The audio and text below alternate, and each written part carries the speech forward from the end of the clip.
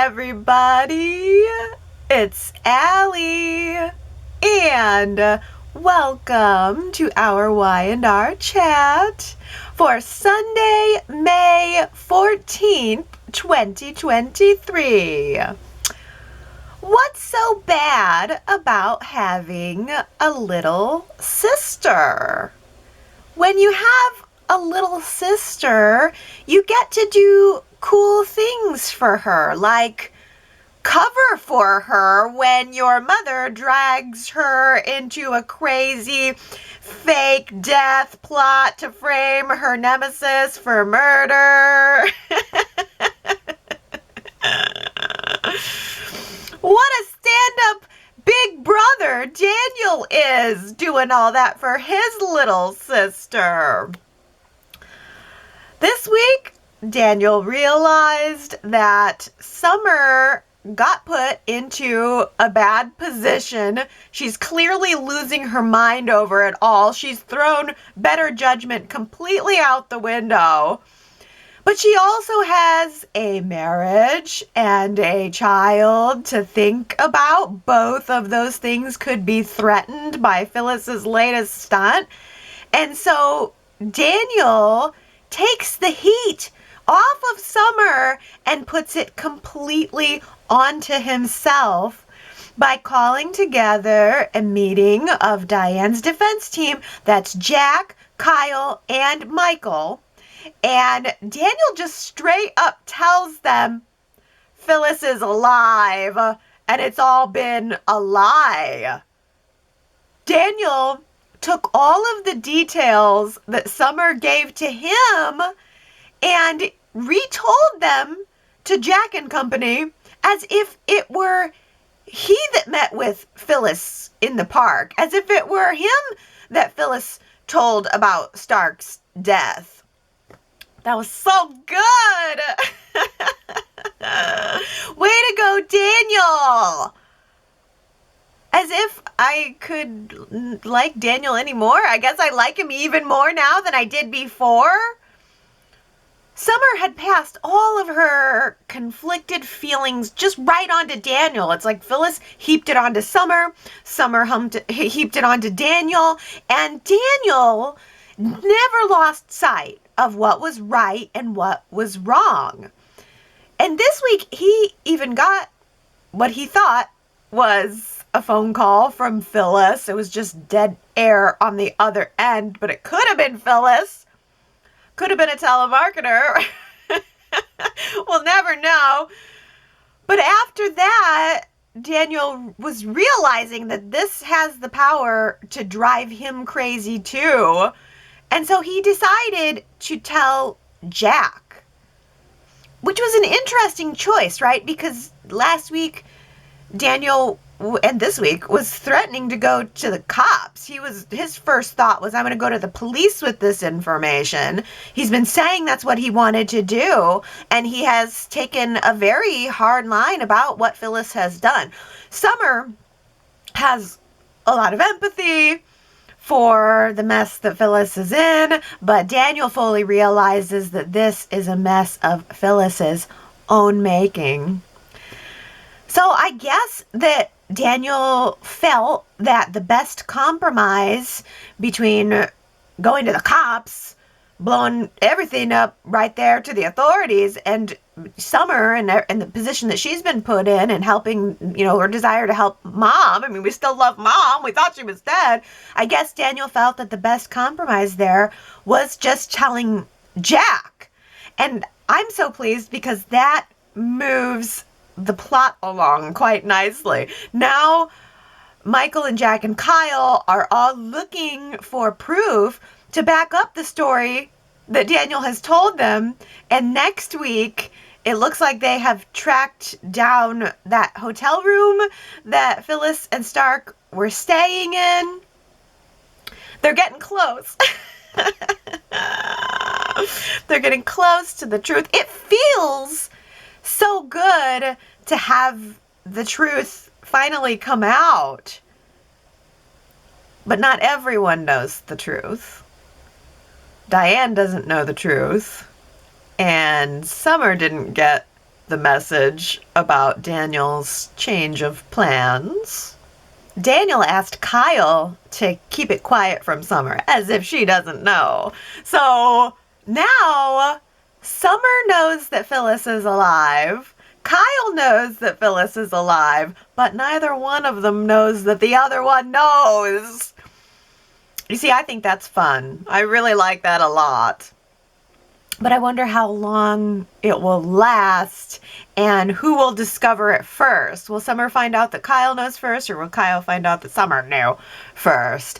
I think it's going to be Kyle finding out that Summer knew. Because something that Jack or Kyle, one of them said when they were talking to Daniel about corroborating his story, one of them said, well, we'll just go ahead and pull the security footage from the meeting that you had in the park with Phyllis, and that footage will prove that Phyllis is alive, and then Diane will go free.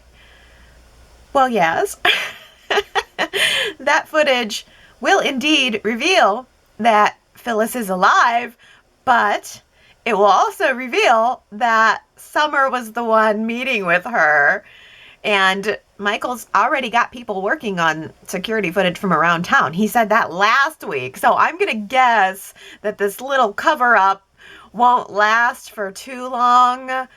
So Summer's going to be in trouble, but maybe it'll end up being overshadowed by the bigger lie. The one that will follow Phyllis back to town and back to the land of the living. This has been a lot of fun, honestly.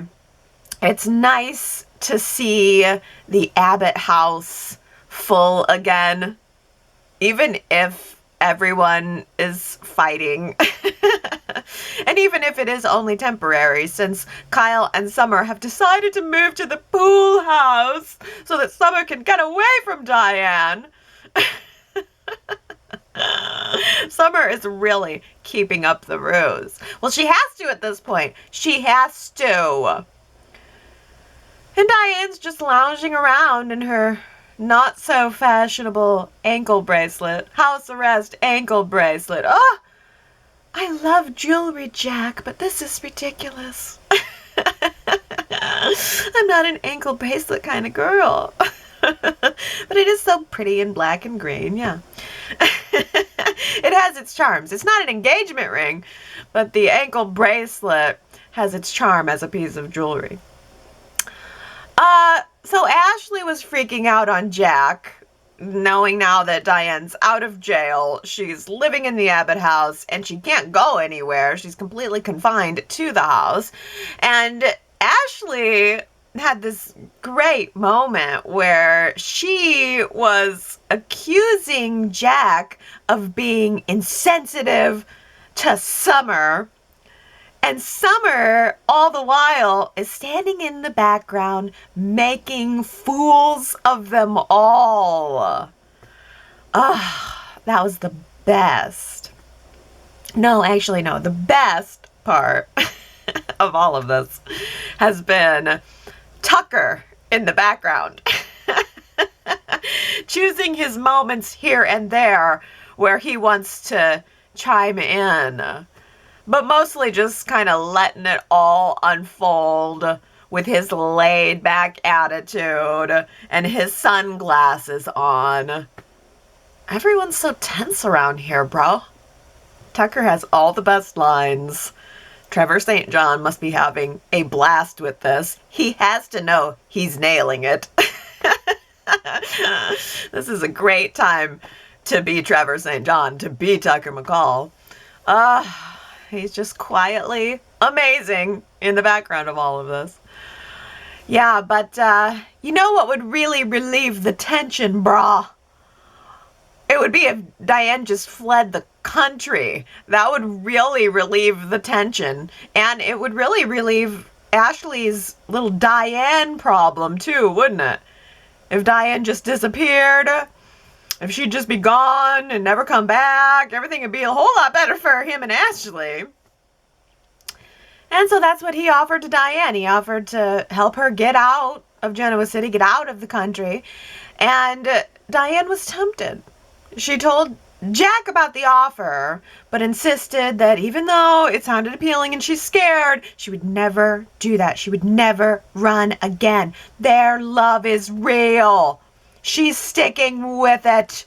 Even though it was only 2 weeks ago that she was telling Jack to stay away from her because she was doomed to rot for a lifetime in prison. But now she's back to being committed.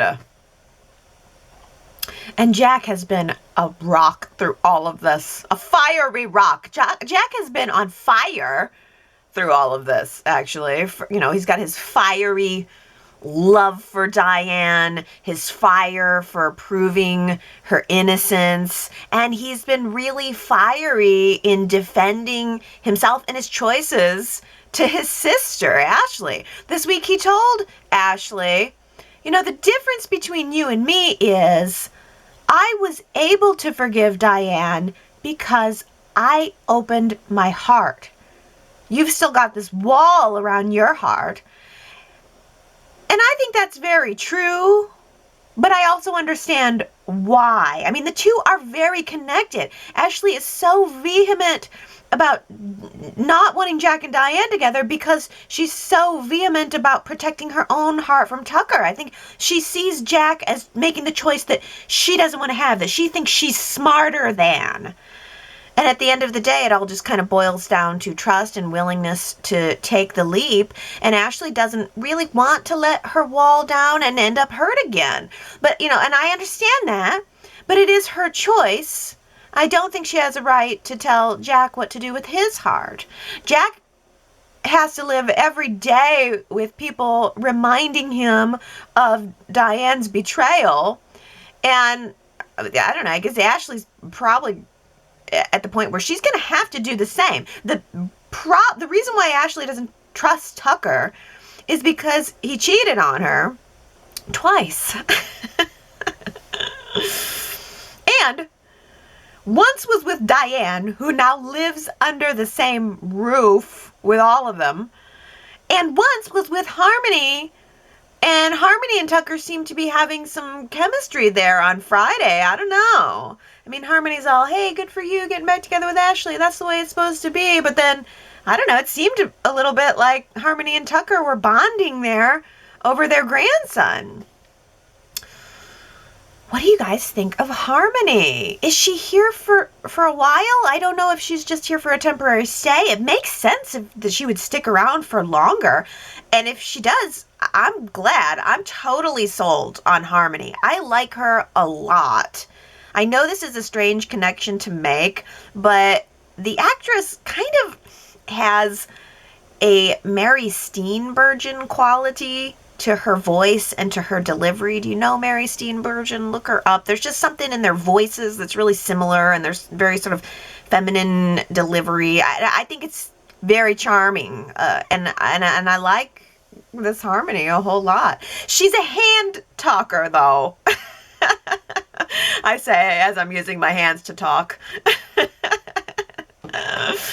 I don't know if the actress was just nervous or what, but every single thing she says is accompanied by an appropriately paired hand motion. I mean, they're all appropriate hand motions, but it's constant. Every single word has a hand motion that goes along with it. Maybe it's just the actress feeling nervous, or maybe the actress would just make a really great mime. Malcolm showed up for Neil because Neil would have shown up for him. Oh, I wish Malcolm would show up more often. I'm not just going to sit here and talk about how sexy he is the whole time. I'll just say that Malcolm was looking very beefy.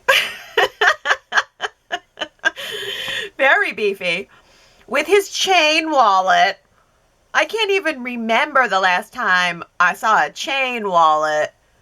Shamar Moore must have to take extra precautions because women are always throwing themselves at him. Like, he's got to protect the wallet. He had to put it on a chain so that as he's walking down the street with ladies throwing themselves at him, he just knows at least his wallet is protected. That was so 90s, the chain wallet. And honestly, that is just one of the things that made Malcolm so special. And forgive me while I wax sentimental about Malcolm here for a minute, but in the 90s, he added something really different to Y&R. He looked different. He acted different. There was just nobody else in daytime like him. Malcolm added something to the landscape that wasn't there before. He was very hip and cool. And frankly, he still is. I still really like him. I just can't imagine not liking Malcolm. And there was just something, I think that he seemed to have a greater depth about him, even since we last saw him at Neil's funeral. I think Shamar lost his mother not that many years ago, and there was something where he seemed like he was more contemplative. He slowed down. I expected him to be big. The last couple times, and even with Neil's funeral, he came back, he was big. He wanted to make sure he was front and center. He seemed a lot, very gracious of everyone else on screen with him. He blended very well. He didn't stick out as much as I expected him to. He was just family. And he just seemed like he felt it and he really meant it. And I miss him. Can't Malcolm just come to town at least once a year at Christmas time? Just once for Christmas each year? Probably not. I think somebody at Y&R just decided to take a gamble and said, you know what? Why don't you call Shamar? See if Shamar will come for this dedication of the Neil Jazz Room. And Shamar said, yeah, anything for Christoph. I mean, you know that's how it went down. And I think Y&R has done a wonderful job of continuing to honor Christoph and continuing to honor Neil. I really would not have expected them to put something together for the 4-year anniversary of his passing, but they did, and it was nice. And I'm glad Harmony got to be there.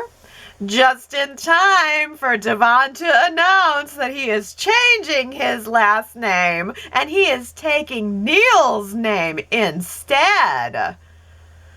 Well, Harmony had this very enlightened attitude about all of that the next day, saying, oh, well, I've changed my name a couple of times. I totally get it. What would it be like to live in a world where we're not free to be who we choose? I mean, that is so cool. She had the coolest response to it, but I think I would have been hurt just a little bit by that as a mother. I mean, I don't know. Mom, I'm dropping your name, the name that you gave me, and I'm taking my adopted dad's name instead. And he did it, Devon did it and announced it right in front of his biological dad, Tucker, too. Neither of Devon's parents have been particularly there for him. I mean, they were both sitting there on Friday, gobbling up the fruits of the labor that they did not labor for. Devon has basically had an absent relationship with both Harmony and Tucker. Devon has been a Winters for most of his life, so it just seemed to dawn on him as the right thing to do to change his name to reflect that. Question: was there ever a point that you can remember that Neil suggested that Devon take the Winters last name? Like I remember when they went through the adoption papers signing and everything, but I don't remember it ever coming up as Neil's suggestion or anyone in the family's suggestion that Devon take the Winters name. I just don't think so. And I don't think that Devon changing his name to Winters would have really even been the kind of thing that Neil would have pushed or suggested. But I do think that Neil would have been delighted that that's what Devon wanted to do. So, I don't know, I'm going to have to watch myself now. I'm going to have to try very hard to remember to call Devon by his new name. Devon Hamilton McCall Chancellor Winters. Nate got along pretty well with the family at Neil Jazz Night. I am sure that won't last long as soon as Lily and Devon find out how he dogged Elena. I mean, you know Devon especially is going to get some good digs in soon. It's not going to take very long before everybody knows what happened between Nate and Elena and Victoria. Nate made some excuses about why Elena didn't attend the party and why he was staying in a hotel there that night. And while Nate was at the party and sleeping in a hotel room upstairs after the party, Elena was packing up her things and leaving the condo forever. Will we ever see the condo again, or is that it? I think Victoria needs to buy that condo. She deserves, well, she has the great house. I don't know, maybe Nick. Somebody who is on a lot and has a lot going on. The head of a family needs to have that condo. I don't know who. Who should have the condo? Do you think Nate should keep it? Will we ever see it again? Will we ever see that cool bedroom again? Because honestly, I was really liking the style of the bedroom. It was very modern and cool looking, especially with all that glass, shattered glass everywhere. Oh, Lord. I hope Nate doesn't end up walking into the bedroom and cutting his foot on all of that shattered glass. Then he'd have one hand injury and one foot injury. What would he do? That was so good. I really loved the moment where Elena smashed their picture. I mean, that was so good because you don't normally see that out of Elena. I feel so guilty for enjoying the Nate and Victoria affair because I know how much it hurts Elena. I know how much my enjoyment of it hurts Elena, and I don't want Elena to hurt, and I felt awful for her. I mean, what Nate did was wrong. Unequivocal. Just, of course it was wrong. But it's been good to see Brittany Sarby. I think she has been amazing. She's been great at playing these very dramatic moments of Elena's betrayal and the aftermath. It's been some heavy stuff, and I thought she totally nailed it. I connected with her completely. I also continue to follow Nate's journey. I'm not just writing him off because he made a mistake. Everybody in town makes mistakes. And I thought it was interesting that Nate sat down with Dr. Sharon this week to talk about the aftermath from his end. And I thought that it was a really key moment when Sharon asked Nate if he likes who he sees when he looks in the mirror. Do you like the man in the mirror? And Nate said, no, not today, but overall, yes, I do like myself. And I thought that led to Nate talking and making some pretty good points about how exactly the relationship with Elena came apart. That doesn't excuse the affair, but it was interesting nonetheless because Nate did change when his career changed, and Elena didn't share his excitement. And in fact, Elena did kind of squash it at every turn. I mean, probably because she knew that this was going to end up happening, and it did. And the takeaway from all of this, according to Elena, is that Nate can't be trusted. And that's what Elena told Audra, who still works with him and who we see talking to him in the previews for next week. I'm kind of wondering if Nate realized that Audra had to be the one to tell Elena that sent her to LA and that he's going to, I don't know, maybe try to get Audra out of the way. Or who knows, maybe Audra will stick around and she'll continue to water any seeds of doubt that happened to be planted in Victoria's mind about Nate and his loyalty. Because Victoria told both Nikki and Nick this week about her affair with Nate. And of course, there were tisks all around. Nikki's tisk came with some really great facial expressions. But Nick's tisk came with some really true warnings. if Elena can't trust Nate and Nate's family can't trust Nate, what makes you think that you can trust Nate? Jill has decided not to use Chloe and Sally's business services, and that's happening right exactly at the same time that Adam is hiring. What are the odds? Victor offered Adam a whole company as a way to keep him in his orbit, and then Adam offered Sally a job as a way to keep her in his orbit. That's a nice little circle there, isn't it? Like father, like son, a little bit right there, isn't it? Well, Sally is realizing that she is going to need to make some income if she's going to have to buy a fabulous all-new maternity wardrobe. So this offer from Adam is looking pretty good. The problem is, well, first of all, it means ditching her business that she has started with Chloe, which is fine from the standpoint of a storyline that was going nowhere. But I think that's kind of crappy for a friend and business partner to do. Oh, we got turned down by a client? I'm done. I just think that's really not cool of Sally. And I think that just leaves Chloe in the lurch. And she's not going to go back and work for Adam. Been there, done that. I get it. The other problem is, well, Victor. Victor's the other problem.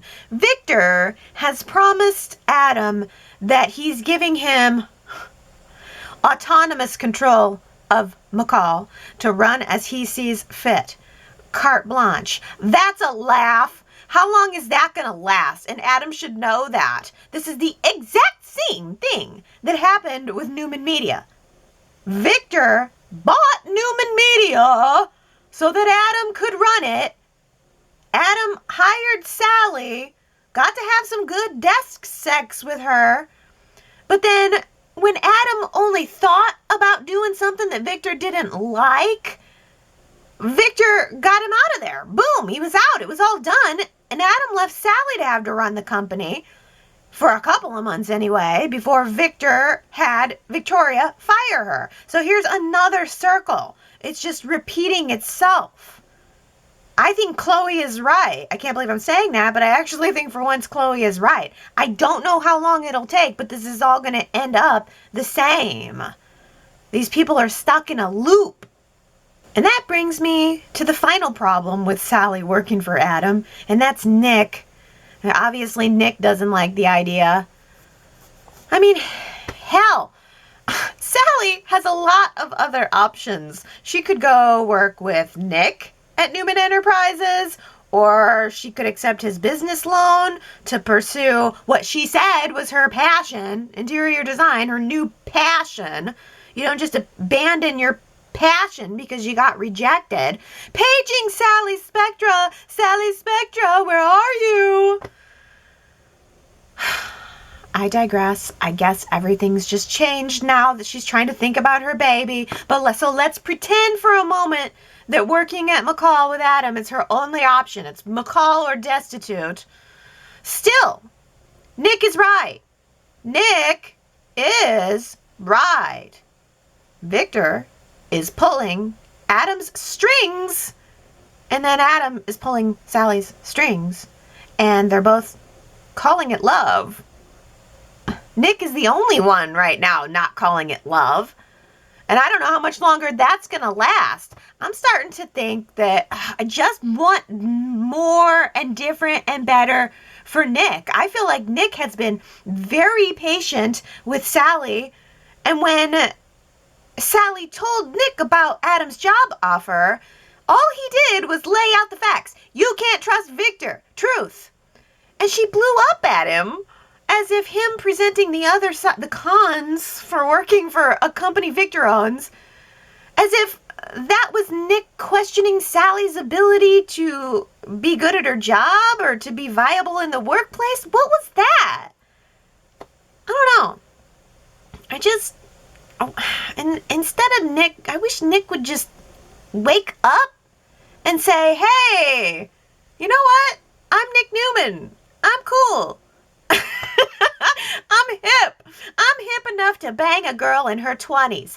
Mission accomplished. Now I'm out. That's all he needs to do. Okay, did it. Now I'm out. But instead, Nick is probably just going to double down and he's going to tell Sally that he's in love with her. And then probably will end up accepting Victor's offer to go work at McCall side by side with Adam so that he can keep an eye on both Sally and Adam and make sure they don't fall back in love. I mean, it's ridiculous. And case in point, I've made my point. Victor offered Nick a job. If Adam is in control of the company and if Adam gets to control all of the hiring decisions and Adam gets complete carte blanche, well then why does Victor get to offer Nick a job there? Your Honor, I rest my case. Well, as Nikki said last week, flowers will bloom where they choose. She was talking about Adam and Sally when she was telling Nick, like, flowers will bloom where they choose. You can't control Adam and Sally's love for one another. I wish Nick would just realize that.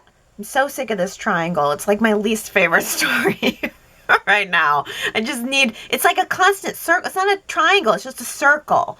And now we're right back to Adam and Sally working together. And then now Nick too. It's a big bucket of blah. I really need this circle to end. But it's not over. It's nowhere near over. So instead, I'll focus on the positive. Henry, Brittany, T. Nicole, good old Marky, Kamna, and Ron. Guess that beautiful quote was from Nikki. Flowers will bloom where they choose. I like that one. Let's see if you can guess who said this quote. It's a question. Is this the part where we do the pretending? If you think you know who said that, go to yrchat.com and leave your guess. Is this the part where we do the pretending? If you guess correctly, I will give you your shout out during next week's Y&R Chat. And now on to your comments, starting with Ellen, who says, my Adam, back in a C-suite. I do like that. Are we keeping the name McCall Unlimited? Ew. Let's go with something more branded with Adam's signature. And let's see this venture succeed. Enough with the pretense that Adam, with his Harvard/Wall Street background, can't measure up to Victoria in her summer in the mailroom and art degree. I'm sick of it. They've all paid their dues, but only Adam earned his way through business school and was successful on his own merits before he knew he was a Newman. Enough with the black sheep nonsense. Give me what I want. Adam, the business force of nature. And if Sally is his partner in that success, fine.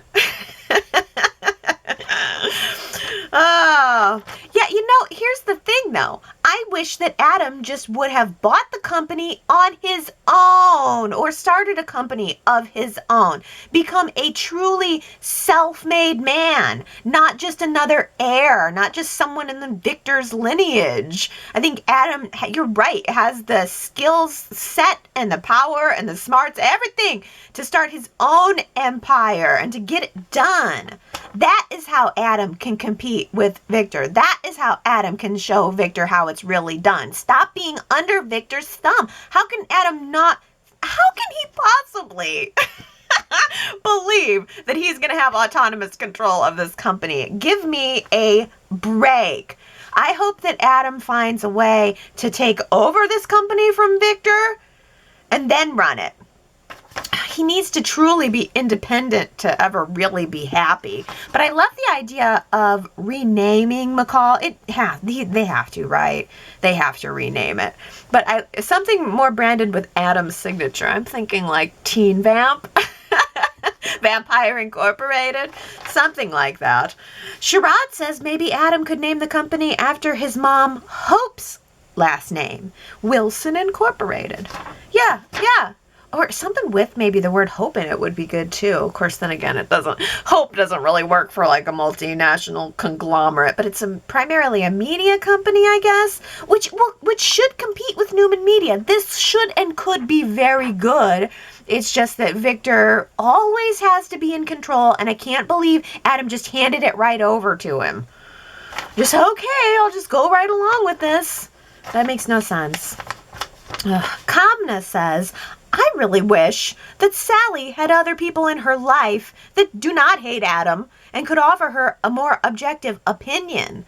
I loved how she stood up for herself today and called Nick on his hypocrisy and lumped him in with all the Newman men.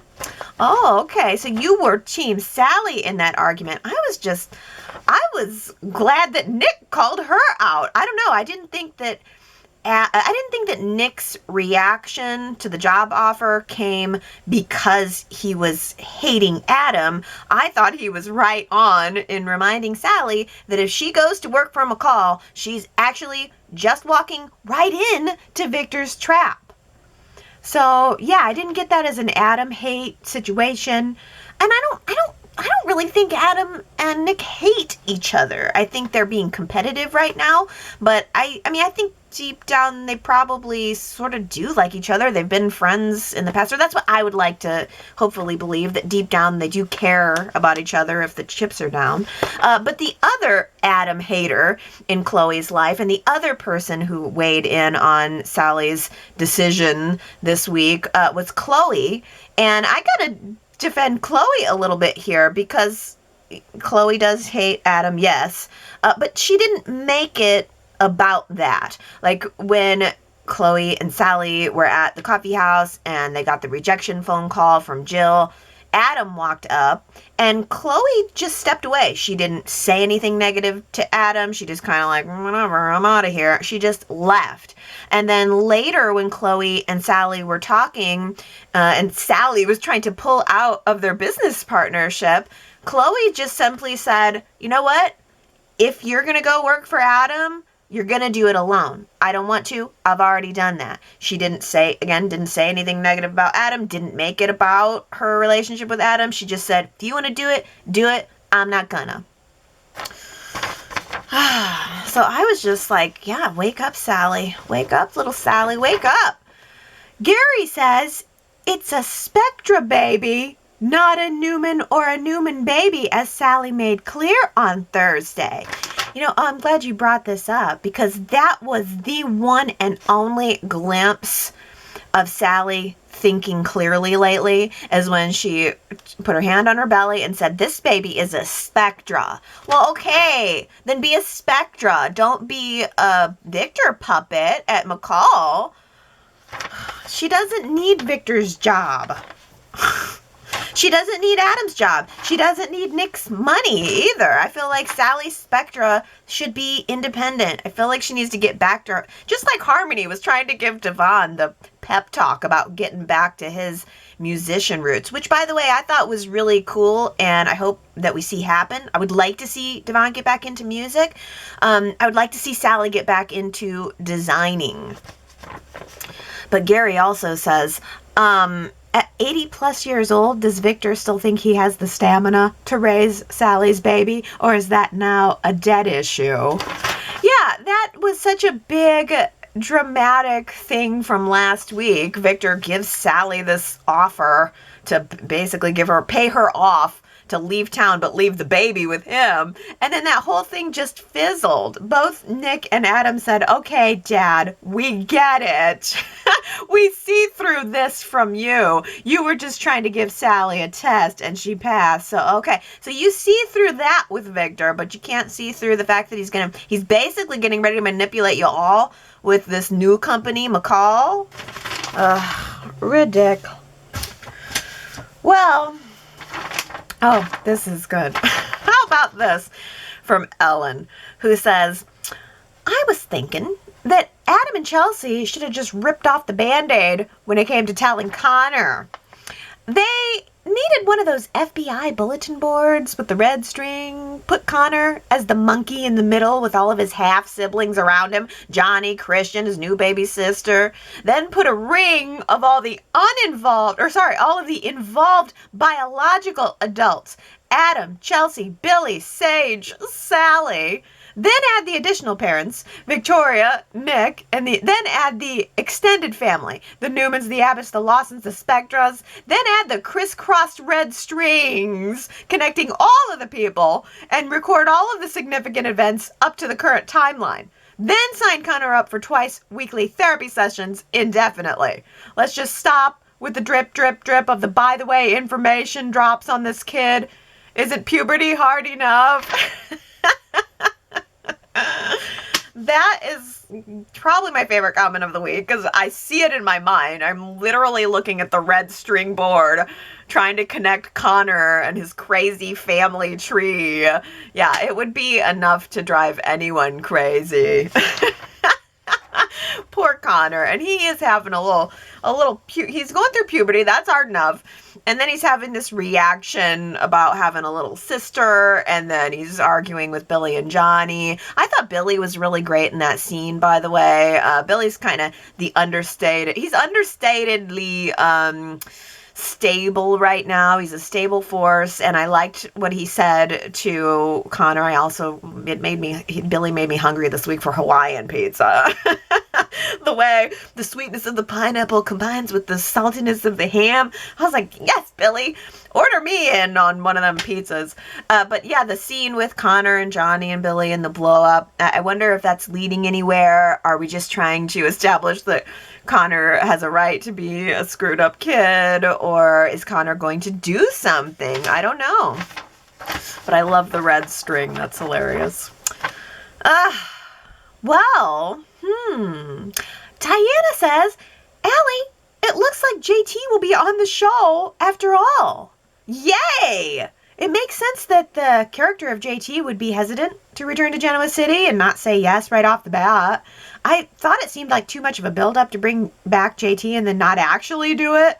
So I look forward to his return and seeing how this storyline develops. I'm sure that JT has many fans that will look forward to seeing his return and his character being redeemed with the help of Elena. Yes, I thought Thad Luckenbill was fantastic. I mean, all through the gritty storyline that he went through, Thad was amazing. I'm just not sold that Victoria is going to leap right back into his arms. I would like to see JT back, but not with Victoria. And I don't even necessarily need to see JT in a romantic relationship right away. I just think he adds a little something different to the show. And I could see him maybe going to work, maybe being friends with Chance, maybe, I don't know, something, maybe going back to the private detective kind of job. Let Chance go to work at Chancellor Winters and let JT use his PI skills that he learned from Paul. I don't know. But yeah, his redemption is definitely coming. Well, Kamna says, I've been thinking about this for a couple weeks now. Major props to the Y&R teams for the sibling relationships. There's such great chemistry, dialogue, and emotion. Jack and Ashley's blowouts, Daniel and Summer going from grief to agony over the truth, Devon and Lily at war and then reconciled, even Nick and Victoria with their don't tell me who to sleep with banter. And one of my favorites is when Ashley and Billy, like when she called him an ass. Yeah, and Connor and Johnny too. You're totally right. Y&R's done a really bang-up job with the sibling relationships lately. Let's talk about Harmony. Naomi says, Tucker's grand gesture of bringing Harmony to town for this event. Harmony wasn't missing or in jail. She was in Chicago for a conference. Tucker sends a chauffeured car to pick her up, something Devon could have done if he wanted her there. He hadn't given his mother a thought. Tucker is delighted to throw Harmony into the mix just to watch Ashley's reaction. Ooh, is that what you think? You think that was more about Ashley than about Devon? Sue W. says, I think Tucker loves the game more than he loves Ashley. The more she toys with him, the more he can't resist. They may find a happy future together, alternating, keeping each other at arm's length while bickering and wise-cracking through it all with sex. Yes, with sex. He is fantastic, isn't he? It would have been, I was tempted, but it would have been so obvious. The Who Said It quote for the week really should have been, as the Buddha said, sitting under the Bodhi tree, why don't you kiss my ass, Adam? He's just so good. There's so many quotables, and he's so good with Ashley. Yeah, I'm enjoying the game as well. Well, Sherrod says, since it's apparent that characters can change their last names on shows without getting married, I think it's time for Mariah to change her last name in honor of biological and real mother, Sharon. It hit me a while back that why has Mariah kept the name of the woman who kidnapped and mistreated her? If Devon can now become a Winters, then for Christmas, I want Mariah Copeland to become Mariah Collins.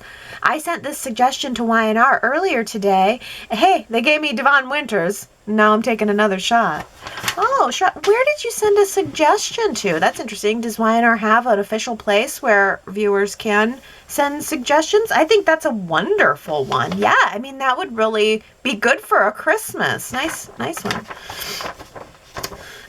Naomi says, I loved Elena's statement that that Victoria can have Nate. In fact, I think they deserve each other. I hope she treats Nate coldly and with no regard for him. Treat him as a casual acquaintance should be treated. Then speak and move on. Yeah, I think Elena is the one to watch here. And who knows, maybe Elena will end up falling in love with JT. But it will be interesting to see how Elena navigates the fallout of the relationship with Nate. We saw that she had her very angry moment. Will she continue to do that? Will she continue to spiral? What's Elena gonna do now is a pretty good big question. And what would you have her do if you could write the script? Last week, I asked you guys if you would ever want to be a script writer for Y&R. 71% of you said, no thanks. I'm happy to just sit on the sidelines. And just 29% of you said, put me in, coach. I want to write some scripts. Ellen has what I think is, this is probably the best answer. Heavens no. I just like to complain about the scripts. Writing is such a laborious process. I have ideas and opinions, but actually crafting the lines and doing the endless editing for 5 shows a week, no thank you. These writers are Olympians. Yeah, I know. I mean, anybody can say, I want this to be the overarching story, like to be a to be like writing out the story in an outline form, but to actually sit there and write the scripts and to go through endless revisions and all of that is probably such a difficult job, and they do a great job of it for 5 days a week. I mean, it is a lot of material. Henry voted, I just want to watch, because I realize the writers, despite the direction they go sometimes, do a very good job. Often they have really surprised me, and the surprises outweigh the disappointments. Me, as a writer, would be risky at best, and my job security would always be on the brink of getting fired. Sometimes I think I could do a better job, and then on second thought, stay in your lane, Henry. Yeah, I think we probably all are like, well, I could write better than this, and who knows? It might be a stay in your lane kind of situation. And Southside Granny says, I used to think I'd really enjoy writing scripts for Y&R, but I think age caught up with me being too much trouble for retirement. Yeah, I know, it would be a whole heck of a lot of work. And you're right, as Henry said, I think the surprises and the good work that they do definitely outweigh the disappointments, or none of us would be watching. Hey, flipping on over to the Phyllis situation, Tina B says, Chance, always lurking, always watching. Summer even made that comment to Chance. I wonder if Chance has figured out and was in the park waiting for Phyllis to pop up. Wouldn't that be great if Chance figures it all out first?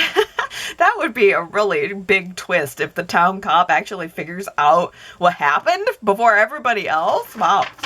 Yeah, I like the idea that Chance already knows. But now more people know. Jamie says, thank you, Daniel. Not only did this handsome man drop the bombshell that Phyllis is alive, but he also protected Summer by taking the heat for being the one his mom reached out to. I loved how he cut straight to the big reveal. No fluff or dragging the whole thing out till next week. Yeah, I expected it to be dragged out. When he sent the text to Jack, I thought, that's it for this story for the week. And then boom, on Friday, just the whole big reveal. Ellen says, the forward progress is good, but Daniel's demand that everyone should feel sorry for Phyllis and excuse her behavior, including her crimes, no way. He was actually trying to blame everyone except Phyllis for what she did. I see the unsatisfactory Phyllis redemption tour revving up its engines, and I'm not looking forward to that. Redemption tour. That's exactly what it'll be. But how about this? Lara says, we don't really think that Phyllis killed Stark, do we? She said she blacked out for a bit and then found herself standing by the corpse. Someone else was involved. I'm disappointed with this storyline generally. I was hoping for extreme villainy from Diane. It's more fun than her current sweetness, but that might still be coming. Lara, this never occurred to me until just now that there's a possibility that Phyllis didn't actually kill Jeremy Stark. Let's put a poll on this question and see if it rings true to you guys. YRChat.com. Did Phyllis really kill Jeremy Stark, or do you think there's a twist here that someone else was involved and maybe Phyllis will just get redeemed of the murder part and she'll just have to contend with the fact that she tried to frame Diane? Daisy says, I think it's possible that the EMT driver, who also faked his own death, came back into town to get more money from Stark. Then he quickly blew through what he was initially given and showed back up just as the fight ensued between Phyllis and Stark. When Phyllis fell back, hit her head on the floor, and blacked out, the not dead EMT driver argued with Stark about deserving more money. It didn't go well, and the EMT driver stabbed Stark with the scissors. And when Phyllis came to, she thought she had killed Stark, but it wasn't her. That seems... But we saw her with the scissors going at him. Oh, gosh, I don't know, but I do think that is a big, big possibility for the twist right there. Can't wait to see what happens and if you guys are buying that. Do you think that's what's going to end up happening? Well, Gary says, I am loving the way that Y&R is setting Summer up big time for this fall. Ashley calls Jack selfish, acting as if he has no concern for what Diane under the roof is doing to that poor girl, Summer. Yeah, Summer's getting set up big time. And Naomi says Daniel told her again that she was acting just like her mother. This mother-daughter relationship is twisted. Summer took a cheap shot at Daniel when she brought up his family problems. She has no room to criticize him. Yeah, none of this is a very good look on Summer at all. Daisy thinks Diane hasn't changed one bit. She loves the drama, the fighting. She just sits back, acting innocent, lapping up the arguments like they're a gift she gave to herself. Jack is in for a rude awakening when the real Diane reveals herself, likely when she maneuvers her way into owning Jabot. You know, I did notice, Daisy, this week that Diane, it's like the whole time everybody's arguing, Diane is just in the background kind of smiling. She always does have a little smirky smile, like a smug smile on her face.